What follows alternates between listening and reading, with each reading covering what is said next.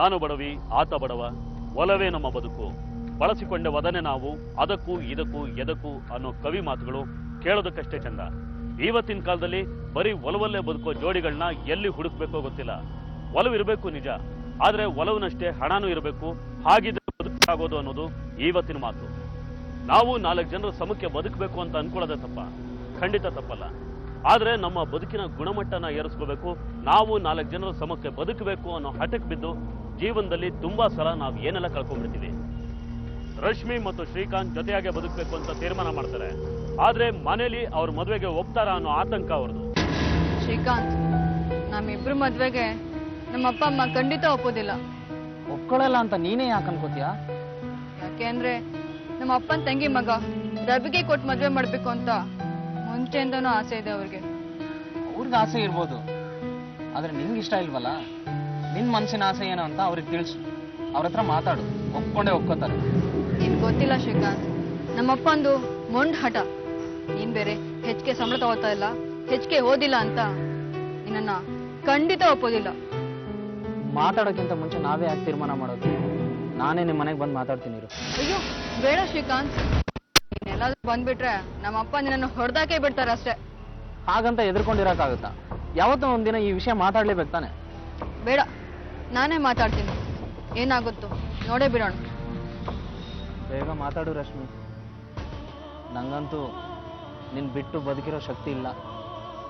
ನನಗೂ ಅಷ್ಟೇ. ಪರೇಸಂದ್ರ, ಚಿಕ್ಕಬಳ್ಳಾಪುರ.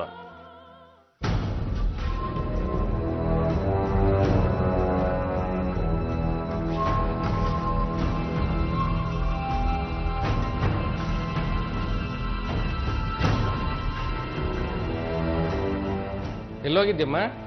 ಅದು ಅಪ್ಪ ಫ್ರೆಂಡ್ ಮನೆಗೆ ಹೋಗಿದ್ನಪ್ಪ. ಫ್ರೆಂಡು ಸರೋಜಾ, ನೋಡು ರಶ್ಮಿ ಬಂದಿದ್ದಾಳೆ. ಅವಳಿಗೆ ಫ್ರೆಂಡ್ ಮನೆಗೆ ಹೋಗಿದ್ಲಂತೆ. ಹಾರ್ಲಿಕ್ಸೋ ಬೋರ್ಮಿಟೋ ಕೊಡು. ಹೆಂಗ್ ಮದುವೆ ಆಗೋ ಹುಡುಗಿ ಹೆಂಗ್ ಸರ್ಗೋಗಿದ್ದಾಳೆ ನೋಡು. ಏನು ಏನಾದ್ರು ಮಾತಾಡೋದಿದೆಯಾ? ಇದ್ರೆ ಹೇಳು. ಏನಿಲ್ಲಪ್ಪ. ನನಗೆಲ್ಲ ವಿಷಯ ಗೊತ್ತಾಗಿದೆ. ನಿಮ್ಮಮ್ಮ ಹೇಳಿದ್ಲು, ಏನೋ ಲವ್ ಗಿವು ಅಂತ ಹುಚ್ಚಿಟ್ಕೊಂಡಿದ್ಯಂತೆ. ಇದೆಲ್ಲ ಸರಿ ಬರಲ್ಲ ನೋಡು. ಏನಿಲ್ಲಪ್ಪ. ಅಮ್ಮ ಕೂತ್ಕೋ. ನೋಡು, ಈ ಲವ್ವು ಗಿವು ಅನ್ನೋದೆಲ್ಲ ಒಂದು ವಯಸ್ಸಿನ ಆಕರ್ಷಣೆ ಅಷ್ಟೇನೆ. ಜೀವನನ ನಾವು ಎಲ್ಲಾ ದೃಷ್ಟಿಯಿಂದಲೂ ನೋಡಬೇಕು. ಬರೀ ಒಂದು ಆಕರ್ಷಣೆ ಮಾತ್ರ ನಾವು ಇಟ್ಕೊಂಡ್ರಾಗೋದಿಲ್ಲ. ಬೇರೆ ಎಲ್ಲ ನೋಡಿದಾಗಲೇ ನಮ್ಗೆ ಒಳ್ಳೆ ಅಭಿಪ್ರಾಯ ಸಿಗುತ್ತೆ. ಅದು ಅಲ್ಲದೆ ಇನ್ನೊಂದು ಮಾತು, ನೀನು ಶ್ರೀಮಂತರ ಮನೆ ಒಬ್ಬಳೇ ಮಗಳು. ಶ್ರೀಮಂತ ಮನೆ ಮಕ್ಕಳನ್ನ ಮದುವೆ ಆದ್ರೆ ಲೈಫ್ ಸೆಟ್ಲ್ ಆಗ್ಬಿಡುತ್ತೆ ಅಂತ ಬಹಳ ಜನ ಕಾಯ್ತಾ ಇರ್ತಾರೆ. ನೀನು ಅಂಥವ್ರ ಮೋಸಕ್ಕೆ ಒಳಗಾಗಿ ಹಳ್ಳಕ್ಕೆ ಬೀಳುವ. ಅವ್ರಂತವ್ರಲ್ಲಪ್ಪ. ನೋಡು, ಎಂಥೋ ನಾನು ಆಗಿರ್ಲಿ, ನಮಗದು ಬೇಕಾಗಿಲ್ಲ. ನೀನು ಮದುವೆ ಆಗ್ತಿರೋದು ನನ್ನ ತಂಗಿ ಮಗ ರವೀನಾ ಅಷ್ಟೇ. ನೋಡು, ನನ್ನ ಮಾತನ್ನು ಮೀರಿ ಏನಾದ್ರೂ ನಡ್ಕೊಂಡ್ಯೋ ನಾನೇನು ಅಂತ ತೋರಿಸ್ಬೇಕಾಗತ್ತೆ. ಹುಷಾರ್.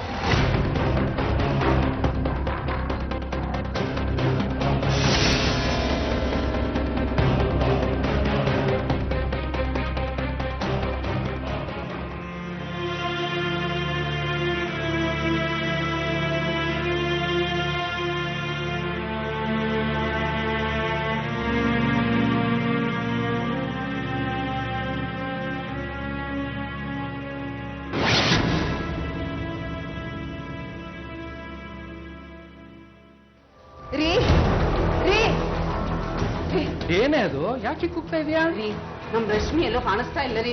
ಕಾಣಿಸ್ತಾ ಇಲ್ಲ ಅಂದ್ರೆ ಇಲ್ಲೇ ಎಲ್ಲೋ ಇರ್ತಾಳೆ ನೋಡು. ಅಥವಾ ಕಾಲೇಜ್ ಒಂದು ಏನಾದ್ರು ಮುಂಚೆ ಹೋಗಿರ್ಬೋದು. ಇಲ್ಲ ರೀ, ಅವ್ಳು ನನ್ಗೆ ಹೇಳಿದ್ರೆ ಎಲ್ಲೂ ಹೋಗಲ್ಲ. ನನಗೆ ಯಾಕೋ ಭಯ ಆಗ್ತಾ ಇದೆ.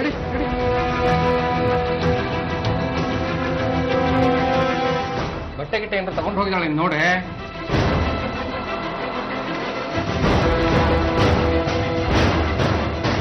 ಇಲ್ಲ ರೀ, ಬಟ್ಟೆಯನ್ನು ತಗೊಂಡೋಗಿಲ್ಲ. ಇದೇನೋ ಒಂದು ಲೆಟ್ರ್ ಇಟ್ಟಿದ್ದಾರೆ ನೋಡಿ. ಲೆಟ್ರ ನೋಡಿ.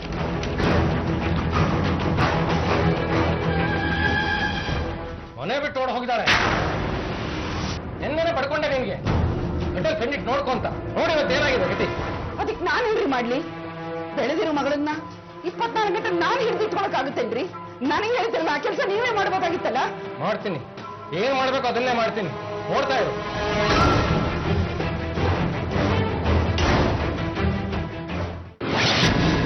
ಬಾಗೇಪಲ್ಲಿ, ಚಿಕ್ಕಬಳ್ಳಾಪುರ. ಬಾ ರಶ್ಮಿ, ನೋಡು ಇದೆ ನನ್ನ ಅರಮನೆ. ಇನ್ಮೇಲೆ ನಾವಿಬ್ರು ಸೇರಿ ನಮ್ಮ ಪುಟ್ಟ ಸಂಸಾರ ಸ್ಟಾರ್ಟ್ ಮಾಡೋ ಪುಟ್ಟ ಅರಮನೆ. ಮೊದಲೇ ಸರಿ ನನ್ನ ಮನೆ ಕಾಲಿಟ್ಟಿದ್ಯಾ, ಹಾಲು ಸರ್ ಗಡಿ ಮಾಡಿದ್ದೀನಿ. ಬಾ.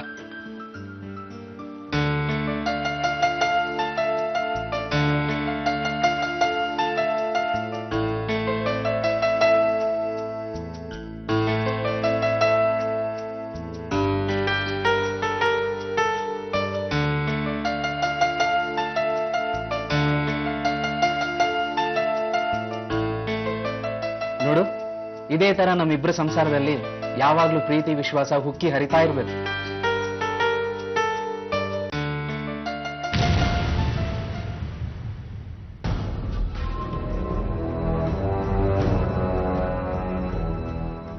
ಯಾಕೆ ರಶ್ಮಿ ಸಪ್ಗಾಗ್ಬಿಟ್ಟೆ? ಏನಾಯ್ತು? ಏನೂ ಇಲ್ಲ. ನಾನ್ ನಿಮ್ಮನ್ನ ಇಷ್ಟಪಟ್ಟು ಪ್ರೀತಿ ಮದುವೆ ಆದ ಅಂತ ಒಂದ್ ಕಡೆ ಸಂತೋಷ ಆದ್ರೆ, ಚಿಕ್ಕನಿಂದಲೂ ಪ್ರೀತಿಯಿಂದ ಸಾಕಿ ಸಲುಹಿದ ನನ್ನ ತಂದೆ ತಾಯಿನ ಬಿಟ್ಟು ಬಂದಲ್ಲ ಅಂತ ಇನ್ನೊಂದ್ ಕಡೆ ಬೇಜಾರು. ಪಾಪ ನಮ್ಮಮ್ಮ ಅದೆಷ್ಟು ಬೇಜಾರು ಮಾಡ್ಕೊಂಡಿದ್ದಾರೋ ಏನೋ. ಇದೆಲ್ಲ ಸ್ವಲ್ಪ ದಿನ ಮಾತ್ರ. ಅವ್ರ ಕೋಪ ತಣ್ಣಗಾಗೋವರೆಗೂ. ಅವ್ರ ಕೋಪ ತಣ್ಣಗಾದ್ಮೇಲೆ ಅವರೇ ಬರ್ತಾರೆ. ಇಲ್ಲ ನಾವೇ ಅವ್ರ ಹತ್ರ ಹೋಗೋಣ, ಕ್ಷಮೆ ಕೇಳೋಣ. ಎಲ್ಲ ಸರಿ ಹೋಗುತ್ತೆ ರಶ್ಮಿ, ನಾನ್ ಸರಿ ಮಾಡ್ತೀನಿ. ನೀನ್ ಬೇಜಾರು ಪಡ್ಕೋಬೇಡ, ಸರಿನಾ?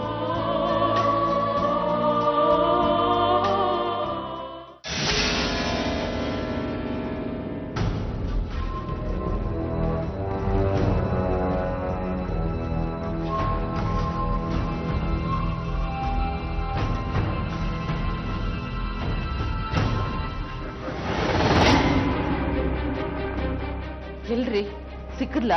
ಎಲ್ಲಿ ಸಿಗ್ತಾಳೆ? ನನಗೂ ಹುಡುಕಿ ಹುಡುಕಿ ಸಾಕಾಯ್ತು. ಸಿಗ್ತಾಳ ಇವತ್ತಲ್ಲ ನಾಳೆ. ಆ ತಲೆಮಾಸ್ತವನ್ ಜೊತೆ ಹೋಗಿ ಬಚ್ಚಿಟ್ಕೊಂಡಿರ್ಬೇಕು ಇಬ್ರು. ಭಯಕ್ಕೆ ಮದುವೆ ಆಗಿದ್ರು ಆಗಿರ್ಬೋದು, ಎಲ್ಲ ನಮ್ ಕರ್ಮ. ಇವತ್ತಲ್ಲ ನಾಳೆ ಸಿಗಲಿ, ಆಮೇಲೆ ನಾನು ಏನು ಅಂತ ತೋರಿಸ್ತೀನಿ. ಸಾಕು, ಸುಮ್ಮನೆ ಇರ್ರಿ. ನಾನು ಅವಾಗ್ಲಿಂದ ನೋಡ್ತಾ ಇದ್ದೀನಿ, ಒಂದೇ ಸಮ ಕಿರ್ಚ್ತಾ ಇದ್ದೀರಾ. ಇಷ್ಟಕ್ಕೂ ಅವಳು ಏನ್ರಿ ತಪ್ಪು ಮಾಡಿರೋದು? ತಾನೊಂದು ಹುಡುಗನ್ ಲವ್ ಮಾಡ್ತಿದ್ದೀನಿ ಅಂತ ಅವಳು ನಿಮ್ಮ ಹತ್ರ ಹೇಳಿದ್ಲು ತಾನೆ. ಆ ಹುಡುಗನ್ನ ಕರೆಸಿ ಅವನು ಒಳ್ಳೆಯವನೋ ಕೆಟ್ಟವನು ಅಂತ ವಿಚಾರಿಸಿ ಅವನ ಜೊತೆ ಮದುವೆ ಮಾಡ್ಕೊಟ್ಟಿದ್ದೀರ. ಇಷ್ಟೆಲ್ಲ ಆಗ್ತಿತ್ತೇನ್ರಿ? ಪಾಪ ನೀವ್ ಅವಳು ಮಾತು ಕೇಳಲಿಲ್ಲ. ಅವಳು ತಾನೇ ಏನ್ ಮಾಡ್ತಾಳೆ? ಓಡೋದ್ ಮಗಳನ್ನ ಸಪೋರ್ಟ್ ಮಾಡ್ಕೊಂಡು ಮಾತಾಡ್ಸಿದೆಯಲ್ಲ, ನಾಚಿಕೆ ಆಗಲ್ಲ ನಿನ್ಗೆ? ಮಕ್ಕಳ ಮನ್ಸನ್ನ ನಾವು ಅರ್ಥ ಮಾಡ್ಕೋಬೇಕು ರೀ. ಪಾಪ ಅವಳು ಎಲ್ಲಿದ್ದಾಳೋ ಹೇಗಿದ್ದಾಳೋ ಅವಳು ನೋಡುವವರೆಗೂ ನನ್ಗೆ ಮನಸ್ಸಿಗೆ ಸಮಾಧಾನ ಇಲ್ಲ ರೀ.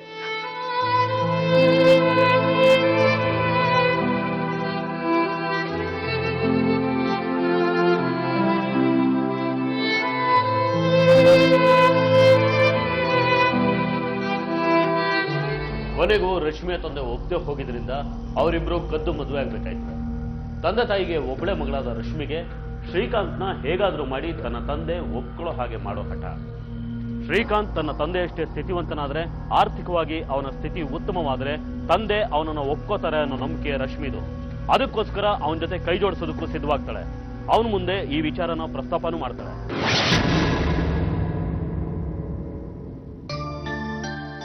ಸಾಕು ಸಾಕು, ನೀನು ಜೊತೆಲೆ ಊಟ ಮಾಡ್ಬೋದಾಗಿತ್ತಲ್ಲ ರಶ್ಮಿ? ಇಲ್ಲ, ನೀವು ಫಸ್ಟ್ ಮಾಡಿ, ನಾನು ಮಾಡ್ತೀನಿ. ಶ್ರೀ, ನಾನೆಲ್ಲಾದ್ರೂ ಕೆಲ್ಸಕ್ಕೆ ಹೋಗ್ಲಾ? ನೀನ್ ಯಾಕೆ ಕೆಲ್ಸಕ್ಕೆ ಸೇರ್ಕೋಬೇಕು? ಆರಾಮಾಗಿ ಮನೇಲಿರು. ಹಾಗಲ್ಲ ಶ್ರೀ, ನಮ್ಮಪ್ಪ ನಿನ್ಗೆ ಹೆಚ್ಚು ಸಂಬಳ ಇಲ್ಲ, ಹೆಚ್ಚು ಓದಿಲ್ಲ, ಸ್ಟೇಟಸ್ಗೆ ಸೂಟ್ ಅಲ್ಲ ಅಂತ ತಾನೇ ಬೇಡ ಅಂತಿದ್ದು. ನಾವು ಆದಷ್ಟು ಬೇಗ ಸಂಪಾದನೆ ಮಾಡಿ ಚೆನ್ನಾಗಿ ಜೀವನ ರೂಪಿಸ್ಕೊಂಡ್ರೆ ಅಪ್ಪ ಅಮ್ಮ ನಮ್ಮನ್ನು ಒಪ್ಕೋತಾರೆ. ಅದೆಲ್ಲ ಸರಿ, ನಿಮ್ಮ ಅಪ್ಪ ಅಮ್ಮ ನಿನ್ನ ಎಷ್ಟು ಸುಖವಾಗಿ ನೋಡ್ಕೊಂಡಿದ್ದಾರೆ. ನಿನ್ನ ಅಷ್ಟೇ ಸುಖವಾಗಿ ನೋಡ್ಕೊಳ್ಳೋದು ನನ್ನ ಕರ್ತವ್ಯ ಅಲ್ವಾ? ಅದೆಷ್ಟೇ ಕಷ್ಟ ಆಗಲಿ ನಾನೇ ದುಡಿತೀನಿ, ನಾನೇ ಸಂಸಾರ ನಿಭಾಯಿಸ್ತೀನಿ. ನೀನೇನು ಕೆಲ್ಸಕ್ಕೆ ಹೋಗೋದು ಬೇಡ. ಅದು ಹಾಗಲ್ಲ ಶ್ರೀ. ಹೇಳದ್ನಲ್ಲ, ಬೇಡ ಅಂದ್ರೆ ಬೇಡ. ದಯವಿಟ್ಟು ಇನ್ನೊಂದ್ಸರಿ ಈ ವಿಷಯ ಪ್ರಸ್ತಾಪ ಮಾಡಬೇಡ.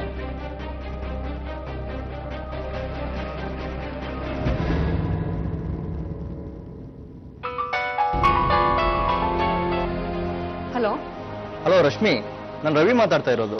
ರವಿ ನೀನಾ? ಗಾಬರಿ ಆಗ್ಬೇಡ ರಶ್ಮಿ, ನೀನ್ ನನ್ನ ಮದುವೆ ಆಗದೆ ಬೇರೆಯವ್ರ ಮದುವೆ ಆಗಿರೋದು ನನ್ಗೇನ್ ಬೇಜಾರಿಲ್ಲ. ನೀನ್ ಇಷ್ಟಪಟ್ಟವ್ರನ್ನ ನೀನ್ ಮದುವೆ ಆಗಿದೀಯಾ, ವಿಶ್ ಮಾಡೋಣ ಅಂತ ಫೋನ್ ಮಾಡಿದೆ. ಥ್ಯಾಂಕ್ ಯು ರವಿ, ನನ್ಗೆ ಗೊತ್ತಿತ್ತು ನೀ ನನ್ನ ತಪ್ಪ ತಿಳ್ಕೊಳ್ಳಲ್ಲ ಅಂತ. ಹೀಗೆ ಹೇಳ್ತೇನೆ ಬೇಜಾರಾಗ್ಬೇಡ ರವಿ. ನಾನು ನಿನ್ನ ಯಾವತ್ತೂ ಇಷ್ಟಪಡಲಿಲ್ಲ. ನಾನು ಇಷ್ಟಪಟ್ಟಿದ್ದು ಶ್ರೀಕಾಂತ್ನ. ಹೋಗ್ಲಿ ಬಿಡು, ಎಲ್ಲ ಮುಗೀತಲ್ಲ. ಚೆನ್ನಾಗಿದೀಯ ನೀನು? ಚೆನ್ನಾಗಿದ್ದೀನಿ ಅಂದ್ರೆ ಚೆನ್ನಾಗಿದ್ದೀನಿ. ಯಾಕೆ ರಶ್ಮಿ, ಏನಾಯ್ತು? ನಮ್ಮನೇಲಿ ಇದ್ದಷ್ಟು ಸೌಲಭ್ಯಗಳು ಇಲ್ಲಿಲ್ಲ, ಆದ್ರೆ ಪ್ರೀತಿಗೇನು ಕಮ್ಮಿ ಇಲ್ಲ ಬಿಡು. ಅಪ್ಪನ ಮೇಲಿರೋ ಹಠಕ್ಕೆ ಶ್ರೀಕಾಂತ್ನ ಅವ್ರ ಮಟ್ಟಕ್ಕೆ ಬೆಳೆಸ್ಬೇಕು ಅನ್ನೋದು ನನ್ನ ಆಸೆ. ಆದ್ರೆ ಶ್ರೀಕಾಂತ್ ಹಾಸಿಗೆ ಇದ್ದಷ್ಟು ಕಾಲು ಚಾಚಬೇಕು ಅನ್ನೋ ಥರದ ಮನುಷ್ಯ. ನಾನೆಲ್ಲಾದ್ರೂ ಕೆಲಸ ಕರ್ಕೋತೀನಿ ಅಂತ ಹೇಳಿದ್ರೆ ಬೇಡ, ಆರಾಮಾಗಿ ಮನೆಗಿರು ಅಂತ ಹೇಳ್ತಾರೆ. ಅಂತ ಒಳ್ಳೆ ಗಂಡ ಸಿಕ್ಕಿರುವಾಗ ನಿನ್ಗೆ ಯಾಕೆ ಕೆಲಸ? ಆರಾಮಾಗಿ ಮನೇಲಿರು. ಸರಿ, ಫ್ರೀ ಆದಾಗ ಫೋನ್ ಮಾಡ್ತಾ ಇರ್ತೀನಿ. ಹುಷಾರ್.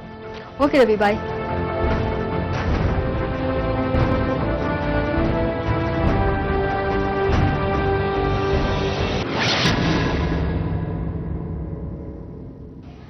ಏನ್ ಮೇಡಮ್, ಏನ್ ಮಾಡ್ತಿದ್ದೀರಾ?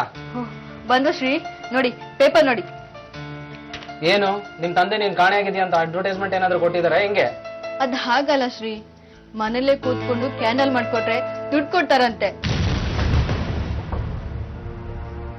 ಆಚೆ ಹೋಗಿ ಕೆಲಸ ಮಾಡ್ಬೇಡ ಅಂತ ಹೇಳ್ತೀಯ. ಮನೇಲೆ ಸಂಪಾದನೆ ಮಾಡ್ತೀನಿ, ನಿಮ್ಗೆ ಹೆಲ್ಪ್ ಆಗತ್ತೆ. ರಶ್ಮಿ, ನೀನ್ ಈ ಕೆಲ್ಸದ ವಿಚಾರ ಇಲ್ಲೂ ತಲೆಯಿಂದ ತೆಗ್ದಾಕಿಲ್ವಾ? ನೀನ್ ಯಾಕೆ ಕೆಲಸ ಮಾಡ್ಬೇಕು? ನೀನು ಕೆಲ್ಸಕ್ಕೆ ಹೋಗ್ಬಾರ್ದು, ಮನೆಯಲ್ಲೇ ಇರಬೇಕು ಅಂತ ನಿನ್ನ ಕಟ್ಟಾಕೋ ಮನುಷ್ಯ ನಾನಲ್ಲ. ಆದ್ರೆ ನಮ್ಮ ಮನೆಯಲ್ಲಿ ಕಷ್ಟ ಇದೆ ಅಂತ ನೆಪದಲ್ಲಿ ನೀನು ಹೊರಗಡೆ ಹೋಗಿ ದುಡಿಯೋದು, ಎಲ್ಲಕ್ಕಿಂತ ಹೆಚ್ಚಾಗಿ ನಾವು ನಿಮ್ ತಂದೆಗೆ ಸರಿ ಸಮಾನವಾಗಿ ಬದುಕ್ಬೇಕಂತ ಅಡ್ಡಕ್ಕೆ ಬಿದ್ದಿದೆಯಲ್ಲ, ಅದ್ ನನಗೆ ಒಂಚೂರು ಇಷ್ಟ ಆಗ್ತಾ ಇಲ್ಲ. ನಿನ್ನ ಒಳ್ಳೇದಕ್ಕೆ ಹೇಳ್ತಾ ಇದ್ದೀನಿ, ಇದನ್ನೆಲ್ಲ ಬಿಟ್ಬಿಡು, ಇದೆಲ್ಲ ಬೇಡ ನಮ್ಗೆ. ಮನೆಯಲ್ಲಿ ಆರಾಮಾಗಿ ಅಡುಗೆ ಮಾಡ್ಕೊಂಡು, ಊಟ ಮಾಡ್ಕೊಂಡು, ನ್ಯೂಸ್ ಪೇಪರ್ ಕಾದಂಬರಿ ಓದ್ತಾ, ಟಿವಿ ನೋಡ್ತಾ ಆರಾಮಾಗಿರು. ಈ ನ್ಯೂಸ್ ಪೇಪರ್ ಅಡ್ವರ್ಟೈಸ್ಮೆಂಟ್ ಇವೆಲ್ಲ ನೋಡೋದು ಬಿಡು ನೀವು.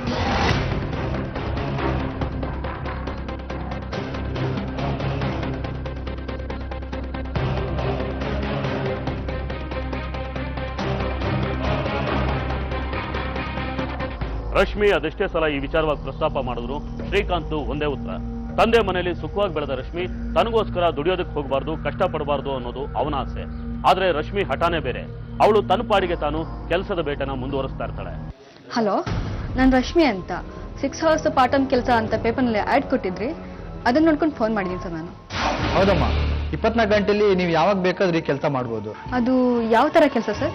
ನೀವೊಂದ್ಸಲ ನಮ್ಮ ಆಫೀಸಿಗೆ ಬಂದ್ರೆ ನಾವೆಲ್ಲ ಎಕ್ಸ್ಪ್ಲೈನ್ ಮಾಡ್ತೀವಿ. ಇಲ್ಲಿ ಬೇರೆ ಬೇರೆ ಥರದ ಆಪ್ಷನ್ ಇದೆ, ನೀವು ಯಾವ್ದನ್ನ ಬೇಕಾದ್ರೂ ಆಯ್ಕೆ ಮಾಡ್ಕೋಬಹುದು. ನೀವೇನು ಓದಿದ್ದೀರಾ, ನಿಮ್ಗೆ ಎಷ್ಟು ಥರದ ಭಾಷೆಗಳು ಬರುತ್ತೆ ಅನ್ನೋದ್ರ ಮೇಲೆ ನಿಮ್ಮ ಆಯ್ಕೆ ಇರುತ್ತೆ. ಸರ್, ಅದು ನಮ್ಮ ಯಜಮಾನ್ರಿಗೆ ನಾನು ಕೆಲಸ ಮಾಡೋದು ಇಷ್ಟ ಇಲ್ಲ. ಅವ್ರಿಗೆ ಗೊತ್ತಾಗ್ದಿರೋ ಹಾಗೆ ಮನೇಲೆ ಕೂತ್ ಕೆಲಸ ಮಾಡ್ಬೋದಾ? ಖಂಡಿತ ಮಾಡ್ಬೋದು. ನೀವು ಕೆಲಸ ಮಾಡ್ತಿದ್ದೀರಾ ಅಂತ ನಿಮ್ಮ ಯಜಮಾನ್ರಿಗೆ ಗೊತ್ತೇ ಆಗಲ್ಲ. ಆ ರೀತಿ ವ್ಯವಸ್ಥೆ ಮಾಡೋಣ. ನೀವು ಒಂದ್ಸಲ ಯಾವುದಕ್ಕೂ ಆಫೀಸಿಗೆ ಬನ್ನಿ, ಕೂತ್ ಮಾತಾಡೋಣ. ಸರಿ ಸರ್, ನಿಮ್ಮ ಆಫೀಸ್ ಎಲ್ಲಿ ಬರುತ್ತೆ ಅಂತ ಹೇಳ್ತೀರಾ? ಹಾಂ, ತಗೊಳ್ಳಿ, ಅಡ್ರೆಸ್ ತಗೊಳ್ಳಿ.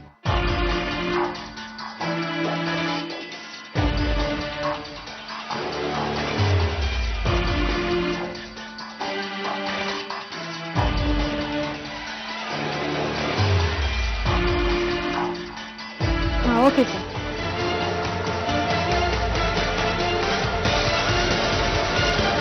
ಕಾಲ ಬದಲಾಗಿದೆ. ಹೆಣ್ಮಕ್ಳು ಕೆಲಸಕ್ಕೋಸ್ಕರ ಬೇರೆ ಊರುಗಳಿಗಲ್ಲ, ಬೇರೆ ರಾಜ್ಯಗಳಿಗೆ, ಬೇರೆ ದೇಶಗಳಿಗೆ ಹೋಗೋದು ಕಾಮನ್ ಆಗಿದೆ. ಈ ದಿನದಲ್ಲಿ ಇದು ಅನಿವಾರ್ಯನೂ ಹೌದು. ಹಾಗಾಗಿ ಕೆಲಸ ಕೊಡೋರು ಎಂಥವ್ರು ಅನ್ನೋದು ಖಂಡಿತ ಮುಖ್ಯ ಆಗುತ್ತೆ. ಪರಿಚಿತರೇ ದ್ರೋಹ ಮಾಡೋ ಈಗಿನ ಕಾಲದಲ್ಲಿ ಅಪರಿಚಿತರನ್ನ ನಂಬೋದು ಹೇಗೆ? ಯಾರಿಗೆ ಯಾವ ಉದ್ದೇಶ ಇರುತ್ತೆ ಅನ್ನೋದು ಗೊತ್ತಾಗೋ ಹೊತ್ತಿಗೆ ಕಾಲ ಮಿಂಚು ಹೋಗಿರುತ್ತೆ. ಹಾಗಾಗಿ ಅಪರಿಚಿತ ಜನ, ಅಪರಿಚಿತ ಜಾಗ ಅಂದ್ರೆ ಒಂದಕ್ಕೆ 100 ಸಲ ಯೋಚನೆ ಮಾಡಬೇಕಾಗತ್ತೆ. ಜನವರಿ 2, 2013. ರಶ್ಮಿ, ನಾನು ಆಫೀಸ್ಗೆ ಹೊರಟೆ. ರಶ್ಮಿ, ನಾನು ಆಫೀಸ್ಗೆ ಹೊರಟೆ. ಏನಾಯ್ತು? ಯಾಕೆ ಡಲ್ ಆಗಿದ್ಯಾ? ಏನೂ ಇಲ್ಲ. ನಿನ್ನೆ ನಾನು ಕೆಲ್ಸಕ್ಕೆ ಹೋಗ್ಬೇಡ ಅಂತ ಹೇಳಿದ್ದು ಬೇಜಾರಾಯ್ತಾ? ಹಾಗೇನಿಲ್ಲ ಶ್ರೀ. ಮತ್ತೆ ನಾನು ಆಫೀಸ್ಗೆ ಹೋಗೋ ಟೈಮಲ್ಲಿ ನೀನು ಈ ಥರ ಡಲ್ಲಾಗಿ ಕೂತ್ಕೊಂಡ್ರೆ ನಂಗೆ ಏನು ಅರ್ಥ ಆಗ್ಬೇಕು ಹೇಳು? ಏನೂ ಇಲ್ಲ, ನನ್ನ ಕಸಿನ್ ರವಿ ಫೋನ್ ಮಾಡಿದ್ದ, ನಮ್ಮ ಮನೆಗೆ ಹೋಗ್ದಂತೆ. ಹೌದಾ? ನಿಮ್ಮ ಅಪ್ಪ ಅಮ್ಮ ಚೆನ್ನಾಗಿದಾರಂತ? ಏನ್ ಚೆನ್ನಾಗಿರ್ತಾರೆ. ನಮ್ಮಮ್ಮ ನನ್ನ ನೋಡ್ದೆ ತುಂಬಾ ಕೊರಗ್ತಾ ಇದಾರಂತೆ. ಅಪ್ಪನ್ಗೆ ಇನ್ನೂ ನನ್ನ ಮೇಲೆ ಕೋಪ ಹೋಗಿಲ್ವಂತೆ. ನಿಮ್ಮ ಅಪ್ಪನಿಗೆ ಕೋಪ ಇದ್ದೇ ಇರೋದು ಬಿಡು. ನಿಮ್ಮ ತಾಯಿ ಜೊತೆ ಫೋನ್ ಮಾಡಿ ಮಾತಾಡಿ ನೀನು. ಫೋನ್ ಮಾಡಿದ್ರೆ ಸಮಾಧಾನ ಆಗಲ್ಲ. ನನಗೆ ನಮ್ಮಮ್ಮ ನೋಡ್ಬೇಕು ಅಂತ ಅನಿಸ್ತಿದೆ ಶ್ರೀ. ಅದಕ್ಕೆ ಯಾಕೆ ಇಷ್ಟು ಬೇಜಾರಾಗ್ತೀಯಾ? ಸಂಜೆ ಬೇಗ ಬರ್ತೀನಿ, ರೆಡಿಯಾಗಿರು, ನಾನೇ ಕರ್ಕೊಂಡು ಹೋಗ್ತೀನಿ ಮನೆಗೆ. ಬೇಡ ಶ್ರೀ, ನಿನ್ನ ಜೊತೆ ಬಂದ್ರೆ ಅಪ್ಪ ಸುಮ್ಮನೆ ಗಲಾಟೆ ಮಾಡ್ತಾರೆ, ನಿನ್ಗೆ ಅವಮರ್ದಿ ಆಗುತ್ತೆ. ಸರಿ ಆಯ್ತು, ನೀನು ಒಬ್ಳೇ ಹೋಗ್ಬಿಟ್ ಬಾ. ಆದ್ರೆ ನಿಮ್ಮ ತಂದೆ ನಿನ್ನ ಮೇಲೆ ಕೋಪ ಮಾಡ್ಕೋಬಹುದು, ನೀನು ಬೇಜಾರಾಗ್ಬೇಡ ಮತ್ತೆ. ಅದ್ ನನ್ಗೆ ಗೊತ್ತು, ಆದ್ರೆ ನನ್ನ ಅಮ್ಮ ನೋಡ್ಲೇಬೇಕು ಶ್ರೀ. ಆಯ್ತು ಹೋಗ್ಬಾ, ದುಡ್ಡು ಬೇಕು ಅಂದ್ರೆ ತಗೋ, ಬೀರ್ವಲ್ಲಿದೆ, ಹುಷಾರಾಗಿ ಹೋಗ್ಬಿಡ್ಬಾ. ಸರಿನಾ? ನಾನು ನೋಡ್ಲಾ? ಬಾಯ್. ಆವತ್ತು ಅಮ್ಮನ ಮನೆಗೆ ಹೋಗ್ತೀನಿ ಅಂತ ಹೋದ ರಶ್ಮಿ ಮತ್ತೆ ಶ್ರೀಕಾಂತ್ ಕೈಗೆ ಸಿಗೋದೇ ಇಲ್ಲ. ಅವಳೆಲ್ಲಿದ್ದಾಳೆ, ಹೇಗಿದ್ದಾಳೆ, ಏನ್ ಮಾಡ್ತಿದ್ದಾಳೆ, ಯಾವ ಸುಳಿವೋ ಗೊತ್ತಾಗೋದಿಲ್ಲ.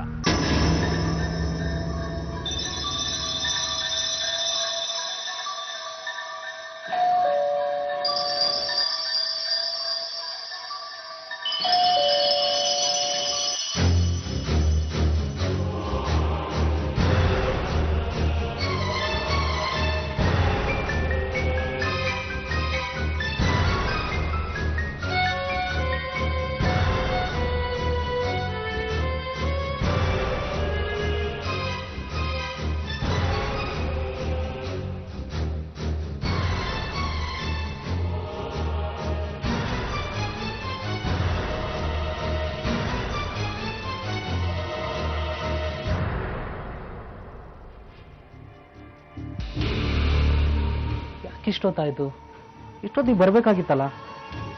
ಇವತ್ತು ಅಲ್ಲೇ ಏನಾದ್ರೂ ಉಳ್ಕೊಳ್ತಲ್ಲ, ಫೋನ್ ಆದ್ರೂ ಮಾಡ್ಬೋದಾಗಿತ್ತಲ್ಲ. ಯಾವುದಕ್ಕೂ ನಾನೇ ಒಂದ್ಸರಿ ಫೋನ್ ಮಾಡ್ಬಿಡ್ತೀನಿ.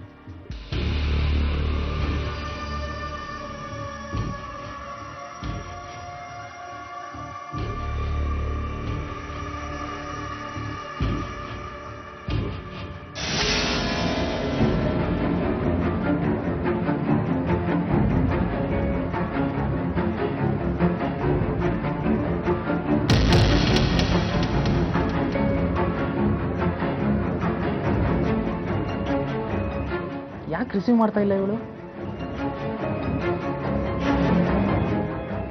ಅವಳ ಕಸನ್ ರವಿಗೆ ಏನಾದರೂ ಗೊತ್ತಿರ್ಬೋದಾ? ರವಿಗೆ ಫೋನ್ ಮಾಡೋಣ.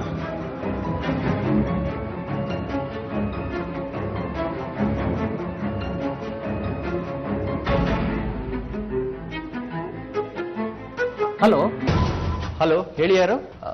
ರವಿ, ನಾನು ರಶ್ಮಿ ಹಸ್ಬೆಂಡ್ ಶ್ರೀಕಾಂತ್ ಮಾತಾಡ್ತಿರೋದು. ನಮಸ್ಕಾರ, ಹೇಳಿ ಶ್ರೀಕಾಂತ್. ಏನಿಲ್ಲ, ರಶ್ಮಿ ಇವತ್ತು ಬೆಳಗ್ಗೆ ಅವ್ರ ತಾಯಿ ಮನೆಗೆ ಹೋಗ್ತೀನಿ ಅಂತ ಹೇಳಿದ್ಲು. ಇನ್ನೂ ಇಷ್ಟೊತ್ತಾದ್ರೂ ಬಂದಿಲ್ಲ.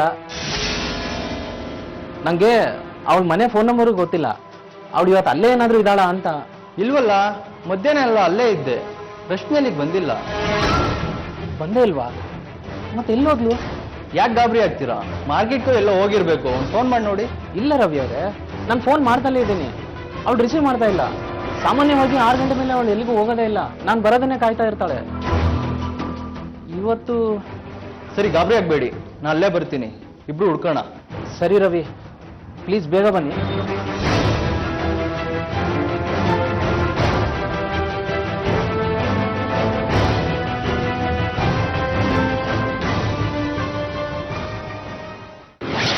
ಜನವರಿ 3, 2013, ನಗರ ಪೊಲೀಸ್ ಠಾಣೆ, ಚಿಕ್ಕಬಳ್ಳಾಪುರ.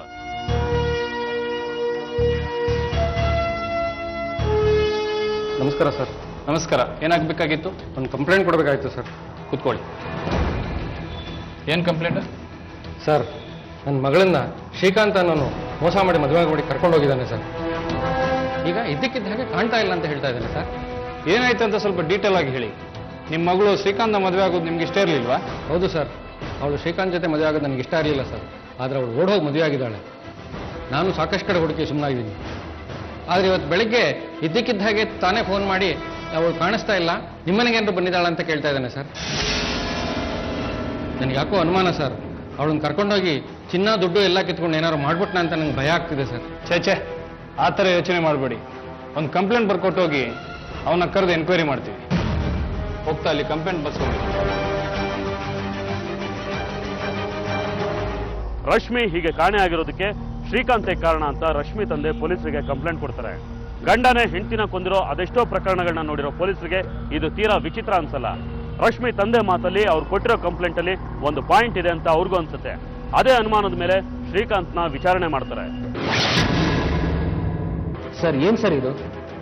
ರಶ್ಮಿ ಕಾಣೆ ಆಗಿರೋ ಟೆನ್ಷನ್ ಅಲ್ಲಿ ನಾನಿದ್ರೆ ಅವಳು ಕಾಣೆ ಆಗಿರೋದಕ್ಕೆ ನಾನೇ ಕಾರಣ ಅಂತ ಹೇಳ್ತಿದ್ದೀರಲ್ಲ ಸರ್. ಅವಳನ್ನ ಮನಸಾರಿ ಪ್ರೀತಿಸಿ ಮದುವಾಗಿದ್ದೀನಿ ಸರ್ ನಾನು. ಅವಳು ಮನೆಯಿಂದ ಬರ್ಬೇಕಾದ್ರೆ 1 ರೂಪಾಯಿ ದುಡ್ಡಲ್ಲ, 1 ಗ್ರಾಮ್ ಚಿನ್ನ ಏನೂ ತಂದಿಲ್ಲ. ತರಬಾರ್ದು ಅಂತ ಹೇಳಿದವನೇ ನಾನು. ನಿಜವಾಗ್ಲೂ ಅವ್ರ ಆಸ್ತಿಗೆ ಆಸೆ ಪಡೋ ನಾನಾಗಿದ್ರೆ ಮದುವೆಗೆ ಕೆಲವೇ ದಿನಕ್ಕೆ ಅವ್ರ ಕೈಕಾಲು ಹಿಡಿದು ಅವ್ರ ಮನೆ ಸೇರ್ಕೋಬೋದಾಗಿತ್ತಲ್ಲ ಸರ್. ಸ್ವಾಭಿಮಾನದ ಬದುಕು ಸರ್ ನಂದು. ಅವ್ರ ಶ್ರೀಮಂತಿಗೆ ಯಾವತ್ತೂ ಆಸೆ ಪಟ್ಟವನಲ್ಲ ಸರ್ ನಾನು. ಅಂಥದ್ರಲ್ಲಿ ನನ್ನ ಮೇಲೆ ಅನುಮಾನ ಪಡ್ತಿದ್ದೀರಲ್ಲ ಸರ್ ನೀವು. ಸರ್, ಈ ಥರ ಕಂಪ್ಲೇಂಟ್ ಕೊಟ್ಟಿದ್ದಾರಲ್ಲ ರಶ್ಮಿ ಅವ್ರ ತಂದೆ, ಅವ್ರಿಗೆ ನಾನು ಅವ್ರ ಮಗಳನ್ನ ಮದುವೆ ಆಗೋದು ಇಷ್ಟನೇ ಇರಲಿಲ್ಲ ಸರ್. ಅವ್ರ ತಂಗಿ ಮಗ ರವಿನ ಕೊಟ್ಟು ಮದುವೆ ಮಾಡಬೇಕು ಅಂತ ಇಷ್ಟ ಇತ್ತು. ನಾನು ಅವ್ರ ಮಗಳನ್ನ ಮದುವೆ ಆದೆ. ಈಗ ನನ್ನ ಮೇಲೆ ಸೇಡ್ ತೀರ್ಸ್ಕೊಳಕ್ಕೋಸ್ಕರ ತಮ್ಮ ಮಗಳಿಗೆ ತಾವೇ ಏನೋ ಮಾಡಿ ಈ ಥರ ಎಲ್ಲ ಮಾಡಿರ್ಬೋದಲ್ಲ ಸರ್? ಈ ಥರನೂ ಆಗಿರ್ಬೋದಲ್ಲ ಸರ್? ನೀವು ಹೇಳಿದ ಥರನ ಆಗಿರ್ಬೋದು, ಆದರೆ ಎನ್ಕ್ವೈರಿ ಮಾಡ್ತಾ ಮಾಡ್ತಾ ಎಲ್ಲ ಗೊತ್ತಾಗತ್ತೆ. ಸರಿ, ನೀವು ನೋಡ್ಬೋದು, ನಾವು ಹೇಳ್ಕಳಿಸಿದಾಗ ಬರಬೇಕಾಗತ್ತೆ. ಹೀಗೆ ಮಾವ ಅಳಿಯ ಇಬ್ಬರು ಪರಸ್ಪರ ಆರೋಪ ಮಾಡಿಕೊಂಡು ಇಬ್ಬರನ್ನು ತನಿಖೆಗೊಳಪಡಿಸಿದ ಮೇಲೆ ರಶ್ಮಿ ನಾಪತ್ತೆಯಾಗಿರೋದ್ರ ಹಿಂದೆ 3ನೇ ವ್ಯಕ್ತಿಯ ಕೈವಾಡ ಇದೆ ಅನ್ನೋದು ಪೊಲೀಸರಿಗೆ ಸ್ಪಷ್ಟವಾಗ್ತಾ ಹೋಗುತ್ತೆ. ಆ ವ್ಯಕ್ತಿ ಯಾರು ಅನ್ನೋ ಹುಡುಕಾಟದಲ್ಲಿ ಪೊಲೀಸರ ಅನುಮಾನ ಶುರು ಆಗೋದು ರಶ್ಮಿ ಮದುವೆ ಆಗಬೇಕಾಗಿದ್ದ ಆಕೆಯ ಅತ್ತೆ ಮಗ ರವಿ ಮೇಲೆ.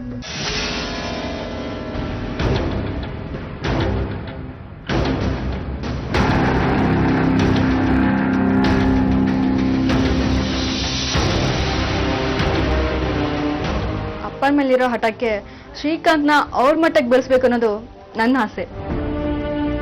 ನಾನೆಲ್ಲಾದ್ರೂ ಕೆಲಸ ಸೇರ್ಕೋತೀನಿ ಅಂತ ಹೇಳಿದ್ರೆ ಬೇಡ, ಆರಾಮಾಗಿ ಮನೆಗಿರು ಅಂತ ಹೇಳ್ತಾರೆ. ಅಂತ ಒಳ್ಳೆ ಗಂಡ ಸಿಕ್ಕಿರುವಾಗ ನಿನ್ಗೆ ಕೆಲಸ, ಆರಾಮಾಗಿ ಮನೇಲಿರೋ.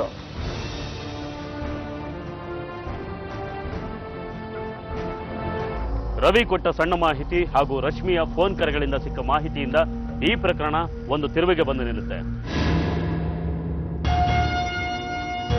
ಸರ್, ಎಲ್ಲಿವರೆಗೂ ಬಂತ್ರಿ ಆ Rashmi case? Sir, phone details ಎಲ್ಲ ಬಂದಿದೆ. ಯಾರು ಆ ನಂಬರ್ಗೆ ಜಾಸ್ತಿ ಫೋನ್ ಮಾಡ್ತಿದ್ದು? ಅದೇ ಸರ್, ಮೊನ್ನೆ ಎನ್ಕ್ವೈರಿಗೆ ಬಂದಿದ್ರಲ್ಲ ಅವ್ರ ಅತ್ತೆ ಮಗ ರವಿ ಅಂತ, ಅವ್ರದ್ದು ಸರ್.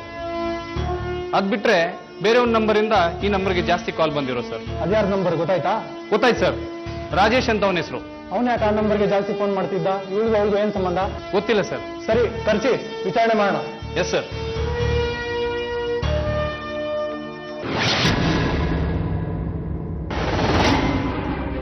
ಸರ್, ಇವನೇ ಸರ್ ರಾಜೇಶ್. ಸರ್, ನಾನೇನು ತಪ್ಪು ಮಾಡಿದೆ ಸರ್? ನನ್ನನ್ನು ಯಾಕೆ ಕರ್ಕೊಂಬಂದಿದ್ದಾರಾ ಸರ್? ಏನ್ ತಪ್ಪು ಮಾಡಿದ್ಯಾ? ರಶ್ಮಿ ಯಾರು ಅಂತ ಗೊತ್ತಿಲ್ಲ ನಿನಗೆ? ರಶ್ಮಿನವ್ರು ಯಾರು ನಮ್ಗೆ ಗೊತ್ತಿಲ್ಲ ಸರ್. ಏಯ್, ಶ್ರೀಕಾಂತ್ ಅವ್ರ ಹೆಂಡತಿ ರಶ್ಮಿ ಯಾರಂತ ಗೊತ್ತಿಲ್ಲ ನಿನಗೆ? ಸರ್, ನಿಜವಾಗ್ಲೂ ಗೊತ್ತಿಲ್ಲ ಸರ್ ನನ್ಗೆ ಯಾರು ಅಂತ. ಅವಳು ಫೋನ್ ಮಾಡಿರೋದು ಗೊತ್ತಿಲ್ಲ ನಿನಗೆ? ಸರ್, ರಶ್ಮಿನವ್ರಿಗೆ ಯಾರಿಗೂ ನಾನು ಫೋನ್ ಮಾಡಲಿಲ್ಲ ಸರ್. ಅಷ್ಟು ಸುಲಭವಾಗಿ ಇವನ್ ಬಾಯ್ ಬಿಡೋ ತರ ಇಲ್ಲ ರೀ. ಕರ್ಕೊಂಡೋಗಿ ವರ್ಕ್ ಮಾಡಿ, ನಾನು ಬಂದೆ. ಸರ್, ಬೇಡ sir. Sir sir sir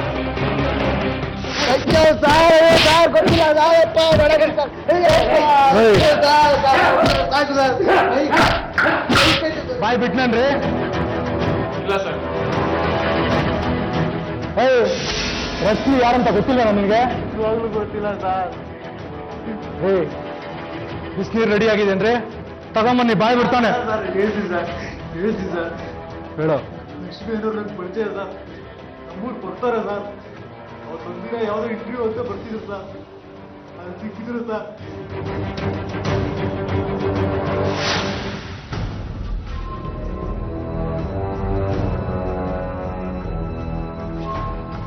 Lakshmi ಅವರೇ,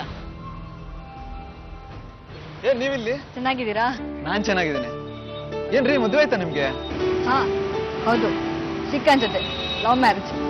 ಒಳ್ಳೇದಾಯ್ತು ಬಿಡಿ. ನಿಮ್ ತಂದೆ ಒಪ್ಕೊಂಡ್ರ ಇದಕ್ಕೆ? ಅವರೆಲ್ಲ ಒಪ್ಕೋತಾರೆ. ಶ್ರೀಕಾಂತ್ಗೆ ಕಡಿಮೆ ಸಂಬಳ, ಜಾಸ್ತಿ ಓದಿಲ್ಲ ಅಂತ ಅವ್ರು ಹೇಳ್ಬಿಟ್ರು. ಹಾಗಾಗಿ ನಾವೇ ದೇವಸ್ಥಾನಕ್ಕೆ ಹೋಗಿ ಮದುವೆ ಮಾಡ್ಕೊಟ್ಬಿಟ್ವಿ. ಸರಿ ಸರಿ, ಇದು ತುಂಬಾ ದಿನ ಆಯ್ತು ನೀವು ಸಿಕ್ಕಿ. ಬನ್ನಿ ಇಲ್ಲೇ ಕಾಫಿ ಕುಡಿಯೋಣ. ಇಲ್ಲ ಬೇಡ, ಲೇಟ್ ಆಗುತ್ತೆ, ನಾನು ಮನೆಗೆ ಹೋಗ್ತೀನಿ. ಸರಿ, ಇಲ್ಲೆಲ್ಲಿಗೆ ಬಂದಿದ್ರಿ? ಪಾರ್ಟ್ ಟೈಮ್ ಕೆಲಸ ಹುಡುಕ್ತಾ ಇದ್ದೆ, ಇಲ್ಲೇ ಒಂದು ಇಂಟರ್ವ್ಯೂ ಇತ್ತು, ಅದಕ್ಕೆ ಬಂದಿದ್ದೆ. ಕೆಲ್ಸನಾ? ಇಲ್ಲೇ ಕೆಲಸ? ಇಲ್ಲಿ ಬಟ್ಟೆ ಕಟಿಂಗ್ ಅಂತ ಹೇಳಿದ್ರು. ನನ್ಗೆ ಆ ಕೆಲಸ ಬರೋದಿಲ್ಲ, ಮನೆಗೆ ಹೊರಟಿದ್ದೆ. ಶ್ರೀಕಾಂತ್ಗೆ ನನ್ನ ಕೆಲಸ ಮಾಡೋದು ಅವ್ರಿಗೆ ಇಷ್ಟ ಇಲ್ಲ. ಅವನಿಲ್ಲ ಟೈಮಲ್ಲಿ ಕೆಲಸ ಮಾಡ್ಕೊಳ್ಳೋಣ ಅಂತ ಬಂದಿದ್ದೆ. ಹೌದಾ? ಸರಿ, ನಿಮ್ಮ ಫೋನ್ ನಂಬರ್ ಇದ್ರೆ ಕೊಡಿ. ನನ್ಗೆ ಯಾರು ಗೊತ್ತಿರೋ ಹತ್ರ ಕೆಲಸ ಇದ್ರೆ ನಾನು ನಿಮ್ಗೆ ತಿಳಿಸ್ತೀನಿ.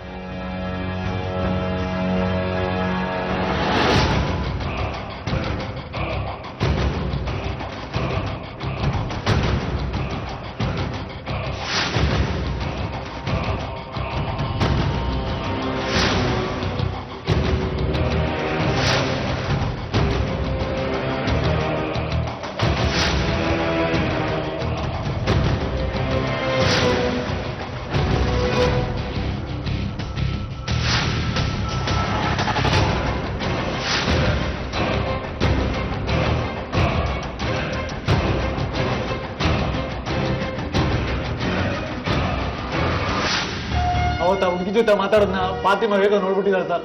10,000 ರೂಪಾಯಿ ಕೊಡ್ತೀನಿ, ಆ ಹುಡುಗಿ ಕರ್ಕೊಂಬ ಅಂತ ಹೇಳಿದ್ರು ಸರ್. ಫಾತಿಮಾ ಯಾರೋ ಅವಳು? ಅವ್ರ ಮನೇಲಿ ಏನೋ ಒಂಥರ ಬಿಸ್ನೆಸ್ ಮಾಡ್ತಾರೆ ಸರ್. ಬಿಸ್ನೆಸ್? ಏನಾದ್ರು ಬಿಸ್ನೆಸ್? ಅವರು ಹೆಣ್ಮಕ್ಳು ಇಟ್ಕೊಂಡು ದಂಧೆ ಮಾಡ್ತಾರೆ ಸರ್. ದಂಧೆನಾ? ಆ ರಶ್ಮಿನ ದಂಧೆ ಕಳ್ಬಿಟ್ರೇನೋ?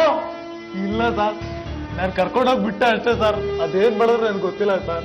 ಇವನ್ನ ಕರ್ಕೊಂಡೋಗ್ರಿ, ಅವಳು ಎಲ್ಲಿದ್ದಾಳೆ ಅಂತ ಅರೆಸ್ಟ್ ಮಾಡಿ. ಅವಳು ಎಲ್ಲಿದ್ದಾಳೆ ಅಂತ ತೋರ್ಸೋ. ರಾಜೇಶ ಹೇಳಿದ ಮಾಹಿತಿ ಪ್ರಕಾರ ರಶ್ಮಿ ಈಗ ಒಂದು ಅಪಾಯದ ಜಾಗದಲ್ಲಿ ಸಿಕ್ಕಾಕೊಂಡಿದ್ದಾಳೆ. ತಕ್ಷಣ ಅವಳನ್ನ ಬಿಡಿಸ್ತರಬೇಕು. ರಶ್ಮಿ ಈಗ ರಾಜೇಶ ಬಿಟ್ಟ ಜಾಗದಲ್ಲೇ ಇದ್ದಾಳ, ಸುರಕ್ಷಿತವಾಗಿದ್ದಾಳ? ಈ ಎಲ್ಲಾ ಪ್ರಶ್ನೆಗಳೊಂದಿಗೆ ಪೊಲೀಸರು ಕಾರ್ಯೋನ್ಮುಖರಾಗ್ತಾರೆ. ತಕ್ಷಣ ಫಾತಿಮಾನ ಹಿಡಿಯೋದಕ್ಕೆ ಮುಂದಾಗ್ತಾರೆ.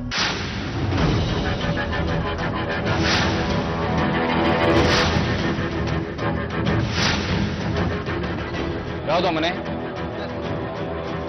ಕರ್ಕೊಂಡೋಗಿ. ರಾಜು, ನೀವು ಆ ಕಡೆ ಕವರ್ ಮಾಡಿ. ಎಲ್ಲಮ್ಮ ಇದಾರ ನೋಡಿ, ಕರ್ಕೊಂಡು ಬನ್ನಿ.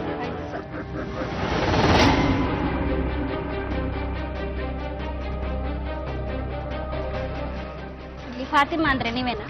ಹೌದು ನಾನೇ. ಏನ್ ವಿಷಯ? ಇಲ್ಲಿ ನಮ್ಮ ಕಡೆ ಹೆಣ್ಮಗಳಿಗೊಬ್ಳಿಗೆ ಕೆಲಸ ಬೇಕಿತ್ತು. ಕೊಡ್ಸೋಣ, ಅದಕ್ಕೇನಂತೆ. ಬನ್ನಿ, ಇಲ್ಲೇ ಇದೆ. ಬನ್ನಿ.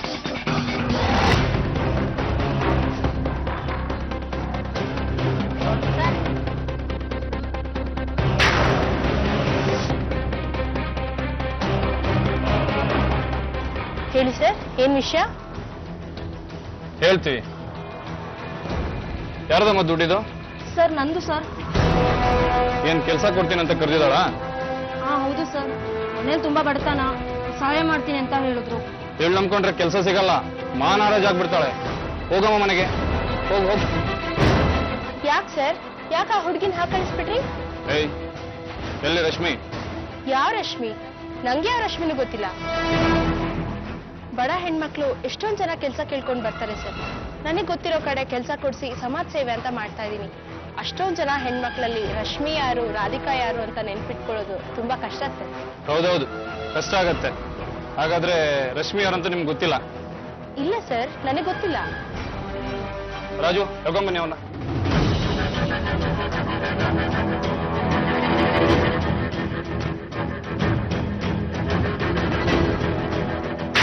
ಅಯ್ಯೋ ಪಾಪಿ, ನೀನಾ? ಹೌದೌದು, ಅವನೇ. ಈಗ ಗೊತ್ತಾಗತ್ತ ರಶ್ಮಿ ಯಾರಂತ? ಶೈಲಜಾ ಅವರೇ, ಕರ್ಕೊಂಡು ಪೊಲೀಸ್ ಸ್ಟೇಷನ್ ನಡ್ರಿ, ಅಲ್ಲೇ ಬಾಯ್ ಬಿಡ್ಸೋಣ. ನೋಡಮ್ಮ, ನೀನ್ ಹೆಣ್ಮಗಳು. 3rd ಡಿಗ್ರಿ ಟ್ರೀಟ್ಮೆಂಟ್ ಕೊಟ್ರೆ ತಡ್ಕೊಳಕ್ ಕಷ್ಟ ಆಗುತ್ತೆ. ನೀನ್ ನಿಜ ಹೇಳಿಲ್ಲ ಅಂದ್ರೆ ನಾನು ಅದಕ್ಕೂ ಹೆಸೋದಿಲ್ಲ. ನೋಡು, ಅವನ ಗತಿನೇ ನಿನಗೂ ಆಗುತ್ತೆ. ಅದಕ್ಕೆ ನಿಜ ಹೇಳ್ಬಿಡಿ. ರಾಜೇಶ ನಿನ್ನ ಹತ್ರ ಕರ್ಕೊಂಡು ಬಂದಲ್ಲ ರಶ್ಮಿ ಅಂತ, ಅವ್ರನ್ನ ಎಲ್ಲಿ ಕರ್ಕೊಂಡು ಹೋದೆ, ಏನ್ ಮಾಡಿದೆ, ಎಲ್ಲಾನು ಹೇಳಿ. ಸರ್, ಇದ್ರಲ್ಲಿ ನಂದೇನು ತಪ್ಪಿಲ್ಲ ಸರ್. ನನಗೊಬ್ರು ಬಾಸ್ ಇದ್ದಾರೆ, ಅವರೇ ಸರ್ ಇವೆಲ್ಲ ಮಾಡ್ತಿರೋದು. ನಾನು ರಾಜೇಶನ್ ಥರ ಮಧ್ಯ ಕೆಲಸ ಮಾಡೋಳು ಅಷ್ಟೇ ಸರ್. ರಾಜೇಶ ಆ ಹುಡುಗಿನ ಕರ್ಕೊಂಬಂದು ನಮ್ಮ ಮನೆಗೆ ಬಿಟ್ಟ ಸರ್. ಅಲ್ಲಿ ಅಕ್ಕ ದುಡ್ಡು ಕೊಟ್ಟು ಡೆಲ್ಲಿಗೆ ಬಿಟ್ಬಿಟ್ಟು ಬರೋಕ್ಕೆ ಹೇಳಿದ್ರು ಸರ್. ನಾನು ಕರ್ಕೊಂಡು ಹೋಗಿ ಡೆಲ್ಲಿಗೆ ಬಿಟ್ಬಿಟ್ಟು ಬಂದೆ. ಆಮೇಲೆ ರಶ್ಮಿ ಕತೆ ಏನು ಅಂತ ನನಗೆ ನಿಜವಾಗ್ಲೂ ಗೊತ್ತಿಲ್ಲ ಸರ್. ನಾಚಿಕೆ ಆಗಲ್ಲ ನಿನಗೆ? ಮದುವೆ ಆಗಿ ಅವಳ ಪಾಡಿಗೆ ಅವಳು ಇದ್ದವಳನ್ನ ಇಂಥ ಕೆಲ್ಸಕ್ಕೆ ನುಗ್ಗಿದ್ಯಲ್ಲ. ಮೊದಲು ಆ ರಶ್ಮಿನ ಎಲ್ಲಿ ಕರ್ಕೊಂಡು ಹೋಗ್ಬಿಟ್ರಿ, ಆ ಜಾಗದ ಹೆಸರೇನು ಎಲ್ಲ ಡೀಟೇಲ್ ಆಗಿ ಹೇಳಿ.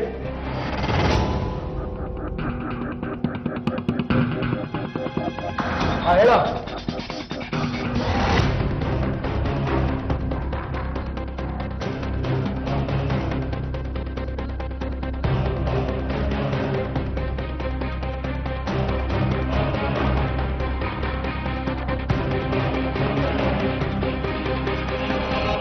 ನಮಸ್ಕಾರ, ರಮೇಶ್ ಅವ್ರಿಗೆ. ಹೇಳಿ ಇನ್ಸ್ಪೆಕ್ಟರ್. ಏನಿಲ್ಲ ಸರ್, ನಿಮ್ಮಿಂದ ಒಂದು ಹೆಲ್ಪ್ ಆಗಬೇಕಾಗಿತ್ತು. ಡೆಲ್ಲಿಲಿ ನಿಮ್ದು ಯಾವ ಸ್ಟೇಷನ್ ಸರ್? ನಂದು ಫಿರೋಜ್ಪುರ್ ಲಿಮಿಟ್ಸು. ಹೇಳಿ, ಏನು ವಿಚಾರ? ಸರ್, ನಮ್ಮ ಕರ್ನಾಟಕದ ಹುಡುಗಿ ಒಬ್ಳು ಡೆಲ್ಲಿಗೆ ಬಂದು ಸಿಗಾಕೊಂಡ್ಬಿಟ್ಟಿದ್ದಾಳೆ ಸರ್.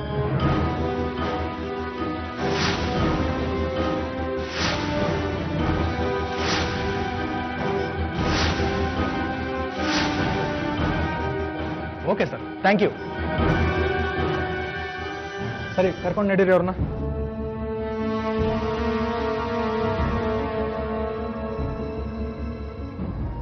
ಕೆಲಸದ ಆಸೆಯಿಂದ ಫಾತಿಮಾ ಮನೆಗೆ ಹೋದ ರಶ್ಮಿ ತನಗೆ ಗೊತ್ತಿಲ್ಲದೆ ದೆಹಲಿ ಹಾದಿ ಹಿಡಿದು ಬಿಡ್ತಾಳೆ. ಚಿಕ್ಕಬಳ್ಳಾಪುರ ಪೊಲೀಸರು ದೆಹಲಿ ಪೊಲೀಸರನ್ನು ಸಂಪರ್ಕಿಸಿ ಅವರಿಗೆ ಮಾಹಿತಿ ನೀಡ್ತಾರೆ. ಆದರೆ ರಶ್ಮಿ ಸಿಗೋದ್ರ ಬಗ್ಗೆ ಅವ್ರಿಗೆ ಯಾವುದೇ ಭರವಸೆ ಇರೋದಿಲ್ಲ. ಯಾಕೆಂದ್ರೆ ದೆಹಲಿ ಅಂತ ದೊಡ್ಡ ಸಮುದ್ರದ ಮಧ್ಯೆ ಕಳೆದು ಹೋದ ರಶ್ಮಿ ಅಂತ ಅಮಾಯಕಿನ ಹುಡುಕೋದು ಸುಲಭದ ಕೆಲಸ ಏನೂ ಆಗಿರಲಿಲ್ಲ. ಆದರೆ ಆಕೆಯ ಅದೃಷ್ಟ ಚೆನ್ನಾಗಿತ್ತು. ರಶ್ಮಿ ದೆಹಲಿ ಪೊಲೀಸರ ನೆರವಿನಿಂದ ಮತ್ತೆ ವಾಪಸ್ ಬಂದರು. ಜನವರಿ 7, 2013. ಅಲ್ಲಮ್ಮ, ಇಲ್ಲೇ ಎಲ್ಲಾದ್ರೂ ಬೆಂಗಳೂರಲ್ಲಾದ್ರೆ ಪರವಾಗಿಲ್ಲ, ಅದ್ಯಾರ್ದೋ ಮಾತು ಕೇಳ್ಕೊಂಡು ಡೆಲ್ಲಿವರೆಗೂ ಹೋಗಕ್ಕೆ ನಿಮ್ಗೆ ಧೈರ್ಯ ಹೇಗ್ರಿ ಬಂತು? ಹೇಗ್ ನಂಬಿದ್ರಿ ಅವ್ರನ್ನ? ಹೋಗಿನ ಮುಂಚೆ ನಿಮ್ ಗಂಡನ್ಗಾದ್ರೂ ಒಂದು ಮಾತು ಹೇಳೋದಲ್ವಾ? ಇಲ್ಲ ಸರ್, ನಾನು ಯಾವತ್ತೂ ಹಾಗೆ ಮಾಡೋಲ್ಲ. ಆವತ್ತು ಆ ರಾಜೇಶ್ ನಮ್ಗೆ ಗೊತ್ತಿರೋ ಒಬ್ರು ಫಾತಿಮಾ ಅನ್ನೋರು ಇದ್ದಾರೆ, ನಿಮ್ಮಂತ ಹೆಣ್ಮಕ್ಳಿಗೆ ಹೆಲ್ಪ್ ಮಾಡ್ತಾರೆ ಅಂತ ಹಾಗೆ ಹೇಳ್ದ. ಅದಕ್ಕೆ ನಾನು ಅಲ್ಲಿ ಹೋದೆ. ರಶ್ಮಿ, ನಿನ್ನ ಹಾಗೆ ದುಡಿಬೇಕು, ಸ್ವಾಭಿಮಾನಿ ಆಗಿರಬೇಕು ಅನ್ನೋ ಹೆಣ್ಮಕ್ಳು ಕಂಡ್ರೆ ನಂಗೆ ತುಂಬ ಇಷ್ಟ. ನೀನು ಓದಿದ್ಯಾ? PUC ಓದೋರ್ಗೆ ಅಂತ ಒಳ್ಳೆ ಕೆಲಸ ಸಿಗಲ್ಲ. ನಮ್ಮ ಅಕ್ಕ ಒಬ್ರಿದ್ದಾರೆ, ಅವ್ರನ್ನ ಕೇಳಿ ನೋಡ್ತೀನಮ್ಮ. ನಿನ್ನ ಅದೃಷ್ಟ.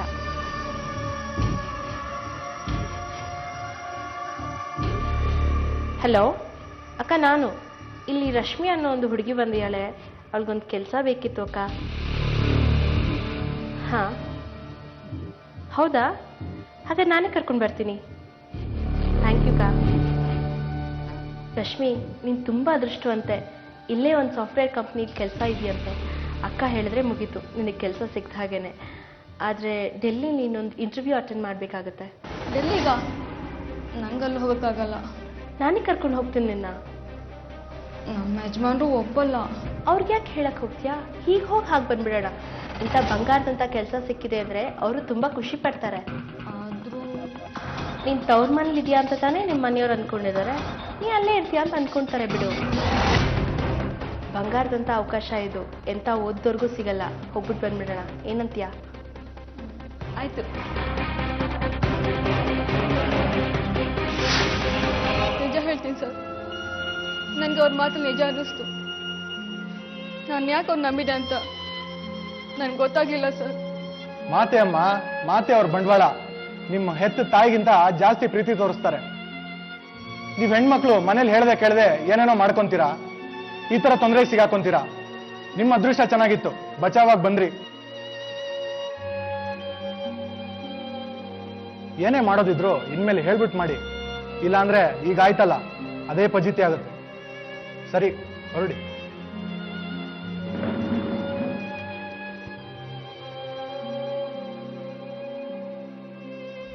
ಅವಕಾಶಗಳು ಹುಡ್ಕೊಂಡ್ ಬಂದಾಗ ಅದ್ರ ಹಿಂದೆ ಹೋಗ್ಬೇಕಾಗತ್ತೆ, ಅಲ್ಲೇ ಒಂಟಿಯಾಗಿ ಇರಬೇಕಾಗತ್ತೆ. ಇದ್ಯಾವುದೂ ತಪ್ಪಲ್ಲ. ಪ್ರತಿಷ್ಠಿತ ಕಂಪನಿಗಳಾದ್ರೆ ಆತಂಕ ಅಪಾಯಗಳು ಕಡಿಮೆ. ಸಣ್ಣ ಪ್ರಮಾಣದ ಕೆಲಸ ಆದರೆ ಕಂಪನಿಗಿಂತ ವ್ಯಕ್ತಿ ಮುಖ್ಯ ಆಗ್ತಾರೆ. ಸಾಕಷ್ಟು ಜನ ಕೆಲಸದ ಆಮಿಷ ತೋರಿಸಿ ಮೋಸ ಮಾಡೋರು ಈ ಕಾಲದಲ್ಲೇನು ಕಮ್ಮಿ ಇಲ್ಲ. ಹಾಗೂ ಅಲ್ಲಿ ಕೆಲಸ ಮಾಡೋ ಸಂದರ್ಭ ಬಂದ್ರೆ ಆ ವ್ಯಕ್ತಿ ಹಾಗೂ ಕೆಲಸ ಮಾಡೋ ಜಾಗದ ಸಂಪೂರ್ಣ ವಿವರನ ಮನೇಲಿ ಕೊಟ್ಟಿರಬೇಕು.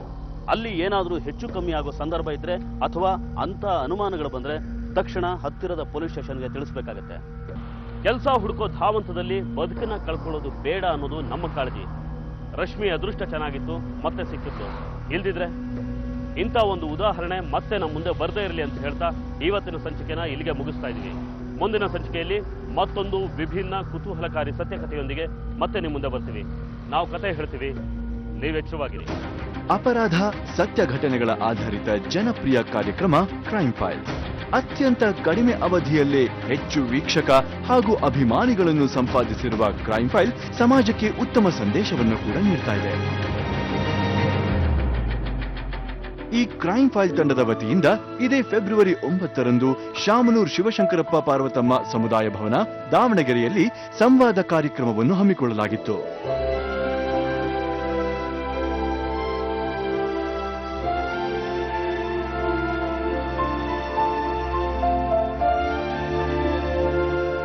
ಈ ಕಾರ್ಯಕ್ರಮದಲ್ಲಿ ಕ್ರೈಮ್ ಫೈಲ್ ತಂಡದೊಂದಿಗೆ ದಾವಣಗೆರೆ ಜಿಲ್ಲಾ ಪೊಲೀಸ್ ವರಿಷ್ಠಾಧಿಕಾರಿಗಳು ಹಾಗೂ ದಾವಣಗೆರೆ ಜಿಲ್ಲಾಧಿಕಾರಿಗಳು ಪಾಲ್ಗೊಂಡಿದ್ರು. ಜಿ ವಾಹಿನಿ ಅವರು ಕ್ರೈಮ್ ಫೈಲ್ ಕಾರ್ಯಕ್ರಮ ನಾನು ಸಮಯ ಸಿಕ್ಕಾಗ ನೋಡ್ತಾ ಇರ್ತೇನೆ. ಬಹಳ ಉಪಯುಕ್ತವಾದಂತಹ ಕಾರ್ಯಕ್ರಮ ಇದು. ಮತ್ತು ಜೀವನದ ವಿವಿಧ ಸನ್ನಿವೇಶಗಳಲ್ಲಿ, ವಿವಿಧ ಘಟ್ಟಗಳಲ್ಲಿ ಯಾವ ರೀತಿ ಮೋಸ ಹೋಗ್ತೇವೆ, ಯಾವ ರೀತಿ ಎಚ್ಚರಿಕೆಯಿಂದ ಇರಬೇಕು ಅಂತ ಒಂದು ರೀತಿ ನಾವು ಸರಿಯಾಗಿ ಅರ್ಥೈಸ್ಕೊಂಡ್ರೆ ಇದೊಂದು ಎಜುಕೇಟಿವ್ ಪ್ರೋಗ್ರಾಮ್ ಅಂತ ನಾನಂತೂ ಭಾವಿಸಿದ್ದೇನೆ.